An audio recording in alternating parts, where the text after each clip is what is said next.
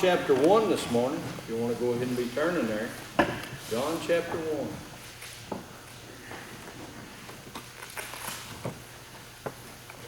1. We're heading into the Christmas season, and I begin to think in that direction of what you would think that the holidays, I guess, would be easier. But for someone that preaches or teaches or things like that, you begin to wonder, well, what can you say? Because everything's been said, and the Bible tells us that. There's nothing new under the sun. So there's nothing new that I can come up with today. I just have to be obedient and allow God to speak through me, use me for His glory. But as I began to look and study and things of that nature, this come on my heart, John chapter 1. I'm going to focus mainly on verse 14 is where we will be focusing, but I'm going to begin reading in verse 1. I'm going to go ahead and read probably 1 through 18, and then we'll start. It says, "In the beginning was the Word, and the Word was with God, and the Word was God. The same was in the beginning with God. All things were made by Him, and without Him was not anything made that was made. In Him was life, and the life was the light of men. And the light shineth in darkness, and the darkness comprehended it not. And there was a man sent from God whose name was John." He's talking about John the Baptist here. And he says, "The same came for a witness, to bear witness of the light, that all men through him might believe. He was not that light, but was sent to bear witness of that light. That was the true light, which lighteth every man that cometh into the world. He was in the world, and the world was made by Him, and the world knew Him not. He came unto His own, and His own received Him not. But as many as received Him, to them gave He the power to become the sons of God, even to them that believe on His name, which were born not of blood, nor of the will of the flesh, nor of the will of man, but of God. And the Word was made flesh, and dwelt among us.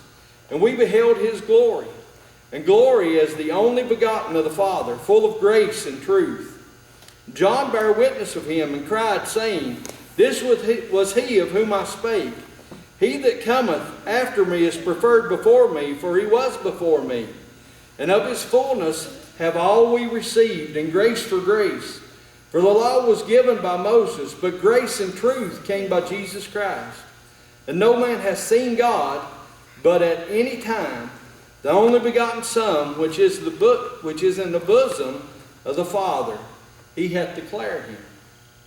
So as I began to think and begin to allow God to fill my mind with what He'd have for us this morning, I began to think on this verse 14, "And the Word was made flesh." And I began to think to myself, well, this is a Christmas miracle. We come into Christmas time, and I don't know about some of you other ladies, but my wife has been watching Christmas movies for the last 2 months. I think they start in July anymore. You start seeing Hallmark Christmas movies, and we have a Christmas miracle and a miracle, and it goes on and on and on. And I began to think about that Christmas miracle. Sometimes we look for those miracles in a lot of different places, in a lot of different ways in the world we live. We are kind of funneled into thinking in a certain direction in the time that we live now. But I began to think about that Christmas miracle that happened so long ago. In this verse, as God laid it on my heart, it says, "And the Word was made flesh." That's the miracle that we celebrate at Christmas time. God sent His only Son, Jesus Christ, to this earth. And we're going to talk about that a little bit as we go along here, what God has done for us. But I began to think about that Christmas miracle. And as I thought about that Christmas miracle, I thought, why would God send His Son here? Why would God send His Son for me? Why would God intervene in our fallen world for us? Now, that's the thing that came into my mind. I began to think about that Christmas miracle. In my mind, I began to imagine that night as the angels came down and they announced that awesome event to the shepherds there. How the shepherds made their way to the town and found Mary and Joseph in the stable there, and Jesus wrapped in swaddling clothes lying in a manger. You know, that's the events that came into my mind, and I began to imagine those things. And I began to imagine that little baby laying there in that manger. Excuse me. And I began to think to myself, why would God, and when you see a baby, to me it's a miracle. And I see a baby and I think, that's a miracle. You know, how did God do that? You see those 10 little fingers and 10 little toes, and they're wiggling and they're cooing and they're moving their arms and their legs and all this different, and I'm just in awe. I'm not a baby person, by the way, but I see a miracle when I see that, and I'm just in awe at what God done. And then to think that God sent His Son in the form of a baby to this fallen world for me began to overwhelm me. Began to make me think about all the things that have gone on, or all the things that go on in the world today. The evil that's out there, the disobedience that goes on not only in those that don't believe, but in the lives of the believers, the disobedience that goes on there. The bloodshed that's happened over and over and over throughout the centuries. On my daily devotions, I've been reading about David and different things, and David had a desire to build a temple for God. You know, he began to draw everything in, the gold, the silver, the brass, the wood. He got everything together. He wanted to build God a temple, and God said, you can't build it. David, a man after God's own heart, God said, you can't build it, because you've got too much blood on your hands. We see all those things in the world that we live. And yet God gave us a Christmas miracle. You know, and a lot of those things, as I mentioned, were from his followers. David, God said, And then there's others in this world that are so evil that He even went to the point to destroy them. Think about Noah and the flood. That we as a human race is so evil that God couldn't stand the stench and had to start over. And yet, He sent His Son for me. That's a Christmas miracle. That's a Christmas miracle. And I began to think about what such a precious gift this is. We all look for that perfect gift come Christmas, don't we? But we're kind of lucky as far as me and Kay goes. We get lists. And they usually come about 2 months before Christmas. We get them from Levi and Josie and Brad. And we get those lists, so we got something to pick from. But she don't tell me what she wants. So I'm stuck. You know, and I'm trying to find that perfect gift. And there's no such thing as a perfect gift out there, as far as something that I could purchase and give or things of that nature. But God gave us that precious gift of His Son. And I began to think about what that gift is. For just a moment, I want you to think about who this is that God has given us. We go back into verse 1 and it says, in the beginning was the Word. And the Word was with God, and the Word was God. You go back to verse 14, and it says, and the Word was made flesh. So what is this gift that's been given us? What is this gift that God has delivered to us? I began to think about that. As I began to think about who this gift was, the first thing that came to my mind is Alpha and Omega. You know, we see here, in the beginning was the Word. So we know from the very beginning, from nothing, from the very start, from wherever that beginning was that precious gift that was given to us, the Word, Jesus Christ. You look over into Revelations and you see that He's there at the end too, don't you? We see the beginning and the end. I began to think about this gift, this Jesus Christ. And in my mind, I began to think about the King of Kings and the Lord of Lords. I began to think about the Word. I began to think about the Creator. I began to think about the light.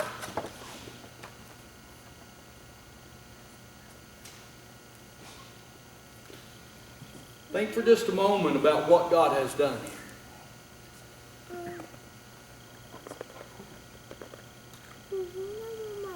He gave us the beginning and the end, the King of Kings and the Lord of Lords.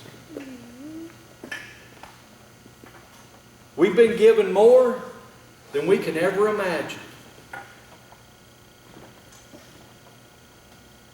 We've been put in a position and given opportunity to be part of a family that's greater than any heritage upon this earth.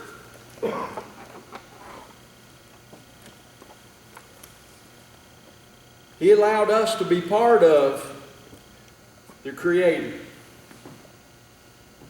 Part of the creation, to be part of the Creator. To have fellowship with the Creator. Don't happen too often, does it? But I began to think about how this happened. You know, it says that Creator, think about all that we know. Everything that we see, everything that we understand. I told you a moment ago that I think a baby's a miracle. And it is a miracle. But there's things in this world that astound even the wisest. God created those things. In the beginning, the Word was there when those things were created. The Creator of everything that we know, everything that we can imagine, and everything that has never been discovered in this vast universe that we live, from this Word, from this Creator.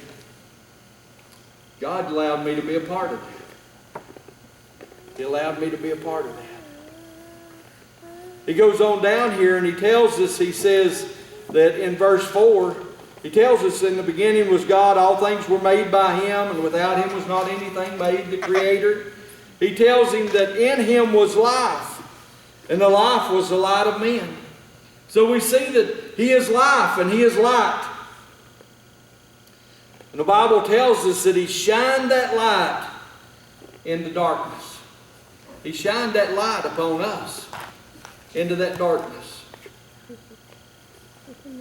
But for Him to do those things, this Creator, this King of Kings, this Lord of Lords, He had to humble Himself.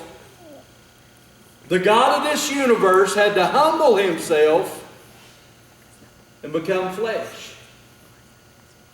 Now, flesh, John used flesh here intentionally because that was something that kind of made the Greeks go, there's no way that God can be flesh, because flesh is imperfect, isn't it?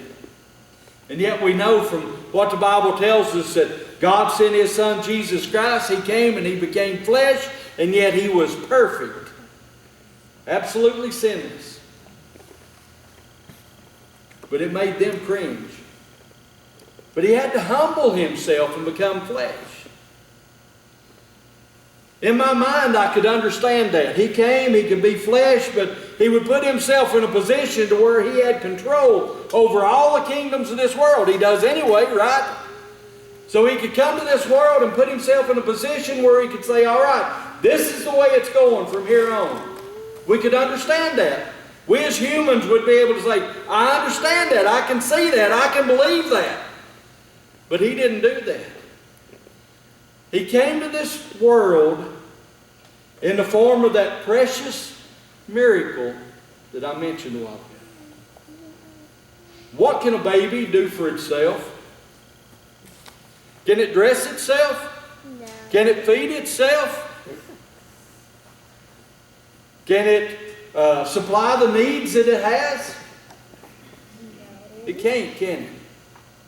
The Creator of this universe, the Creator of all we know, the one that owns everything that we can imagine, put Himself in a position to where He had to depend on us, on His parents. And then He went beyond that. He could have been born in a kingdom and we could have understood that, but he went beyond that. He was born as a baby in a barn, in a stable. I've been asked all my life. My mama used to ask me all the time if I was born in a barn. I'd come in the house and I'd leave the door open. It'd be standing wide open. I believe I ask that same question sometimes now to a couple of grandkids. I wasn't born in a barn, but our precious Savior was. He humbled him to the point to where he had basically nothing. And then the ones that the message was delivered to, the shepherds, were basically outcasts in society. And that's who God delivered his message to.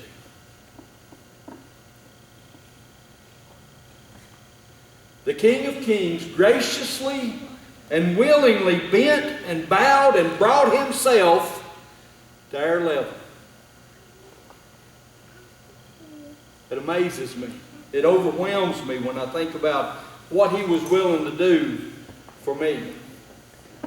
You have to remember that when he did this, he didn't do it in a supernatural way to where he didn't have to go through the same things that we did. He took on our traits. He had hunger, he had thirst, he had pain, he had disappointment, he had loneliness, he experienced rejection. He had all our traits except sin. He had no sin. He had all these things when he became like us, except the sin which we have. Such a precious gift. And then I began to think about who this gift was given to.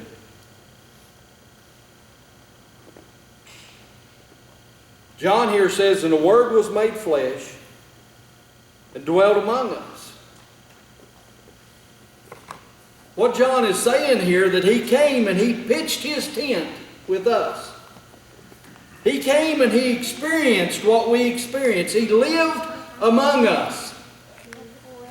He came, or this gift was given to us. And then he says, and we beheld his glory. The glory is the only begotten of the Father. You know, we get glimpses of who Jesus or who God really was whenever we look into his life, don't we? We see glimpses of God when we look back through the Bible here. We can see a glimpse of God as Moses was there at the burning bush. We get a glimpse of who God was. We get a glimpse of God as we see Moses coming down off the mount after being with God those 40 days and him glowing. Excuse me, I'm sorry. We get a glimpse of God when we see him wrestle with Jacob and the dreams and different things that different ones had in the Old Testament. We get glimpses of God. But we really don't see God. We really don't understand God. We really don't know what God has done for us until Jesus came. And then we get a full view. John here says, and we beheld his glory. The glory is the only begotten of the Father. You see, now everyone can experience this. Everyone can experience his glory. Everyone can experience what God has given and what God has intended for us. You know, I thought about Jesus as he walked this earth and how John experienced that glory as he saw Jesus take those fishes and loaves and feed the thousands. The miracles that he had. As he took the ones that were sick and he healed them, recuperated their bodies, brought them back, cleared up the blindness, took away the lameness, all the different things that he done as he healed them. And then as he raised those from the dead, he experienced that glory. If you look in the Bible and think about where is the first time that we see God's glory. The first time that we see God's glory, the first place that we see it, is Genesis chapter 1, verse 3. He says, let there be light. Let there be light. And what did it say here in the first verses here? It says that in him was life, and the life was the light of men. You know, when we read in Genesis and we think, as we come to that verse 3, we see Jesus say, let there be light. First thing I think about most of the time, or the first thing I've thought about, is the sun and the moon and the stars, right? But those things have not been created yet. You have to read on down before you see that. So what light are we seeing here? What light is he saying here? As he says, let there be light, what is he saying? He's letting his glory shine upon the voidness of this world. But you may say, well, preacher, I don't know if I can go for that or not. I don't know if I believe that. But if you'll flip with me for just a second over in Revelations, chapter 21.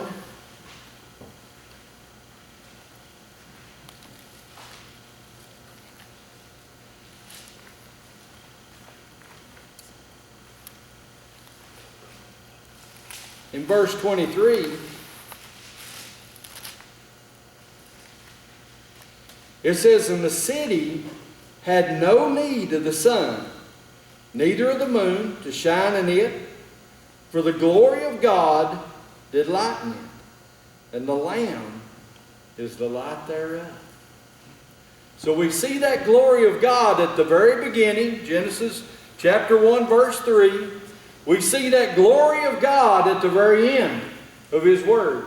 That's what will shine in that city that I'm looking forward to go to one of these days. That's what will light that place. That's what will be there for us to experience. All those things that we experience, that's where that light will come from for us to see. The glory of God will light that place. We see His glory in the cloud. As He come with the children of Israel those 40 years, leading them out of Egypt. We see His glory in the thunderings and the lightnings on the mount. John here says, we have seen His glory. We can see His glory. John here saw His glory in His miracles, in His teachings,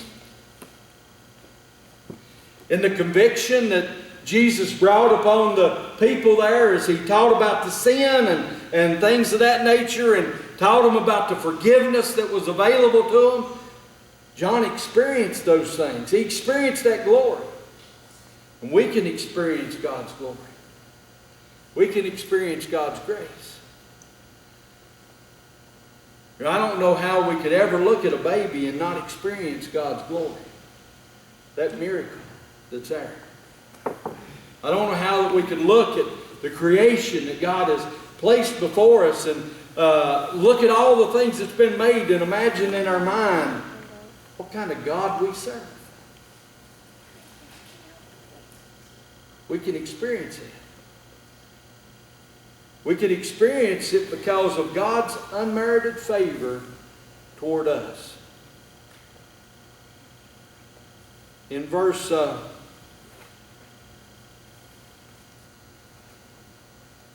me back up just a second. He was in the world, he came and gone. In verse 12, it says, but as many as received Him, to them gave He power to become the sons of God, even to them that believe on His name, which were born not of blood, nor of the will of the flesh, nor of the will of man, but of God. You see, we can experience God's grace, His unmerited favor toward men. It tells us over in verse 8, is it 18?